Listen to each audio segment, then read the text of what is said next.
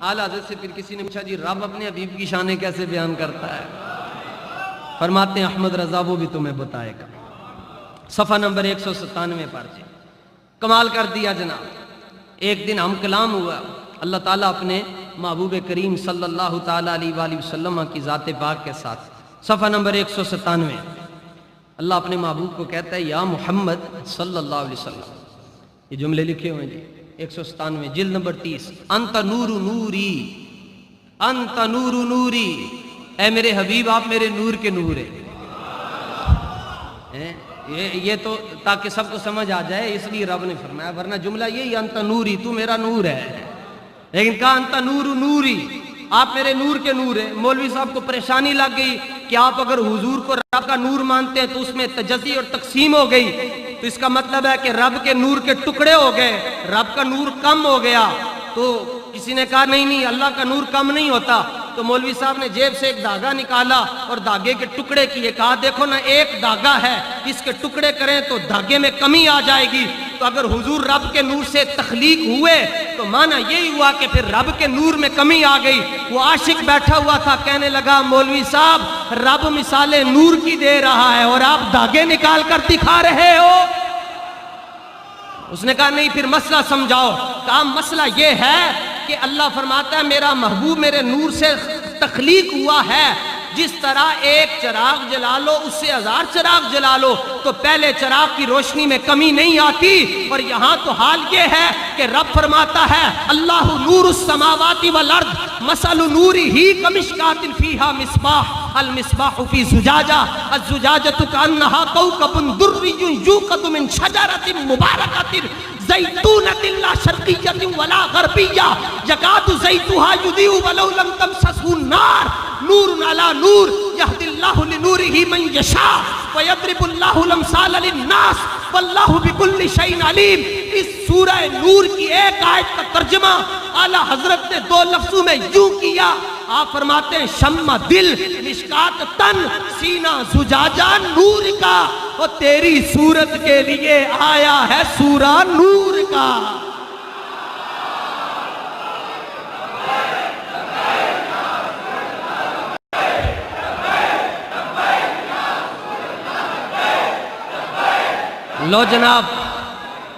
لو جناب یہاں تو اللہ اپنے حبیب سے ایسے باتیں کرتا، انت نور نوری وسر سری، اے میرے حبیب آپ میرے راز کا راز ہیں، راز کا راز ہے، وسر سری، اور آگے وکنوز ہدایتی، اللہ فرماتا ہے میری ہدایت کے خزانے آپ ہیں۔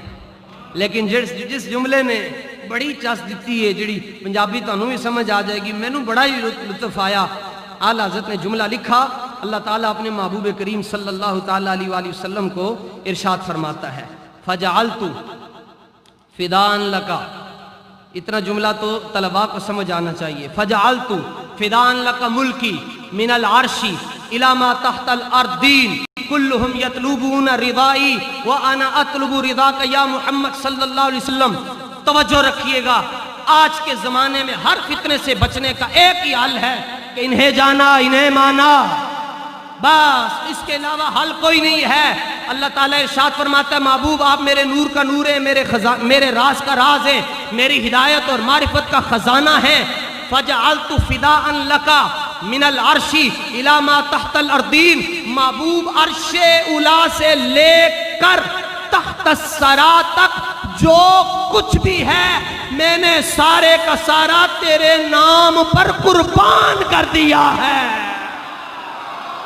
اور وَكُلُّهُمْ يَطْلُبُونَ رِضَائِي، فرمایا وہ چشتی ہو، سروردی ہو، نقش بندی ہو، مجددی ہو، وہ غوث ہو، کتب ہو، ابدال ہو، ولی ہو، مومن ہو، متقی ہو، شہید ہو، فرمایا ساری کائنات مجھے خوش کرتی ہے اور میں بے نیاز ہو کر کہتا ہوں محبوبہ تسی خوش ہو جاؤ، تسی خوش ہو جاؤ، تسی خوش ہو جاؤ۔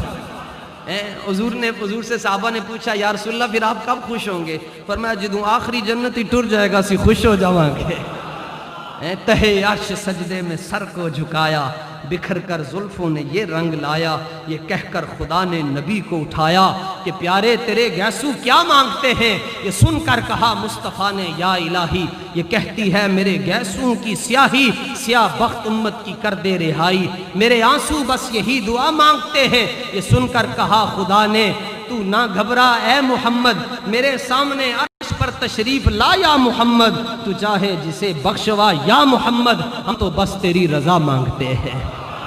اللہ تعالیٰ فتنوں کے اس زمانے میں مجھے اور آپ کو ایمان کی سلامتی عطا فرمائے، عقیدے کی سلامتی عطا فرمائے، اور رسول اللہ صلی اللہ علیہ وآلہ وسلم کی ذات پاک کے ساتھ والہانہ عقیدت، آپ کے صحابہ اور اہل بیت کے ہم نوکر ہیں جناب۔ یہ دیکھیں ہم یہ دونوں سب فاروقیات دیکھو یہ سب اہل بیت کے نوکر بیٹھے۔ لوگ کہتے ہیں آپ کا موقف کیا ہے؟ میں نے کہا موقف میرا پوچھتے تو یہی ہے، جس کا آنچل نہ دیکھا مہو مہر نے، سیدہ پاک کے دوپٹے تک رہو، بس اس کی شان بیان کرو، آگے مت جاؤ، خیر ہی خیر ہو جائے گی۔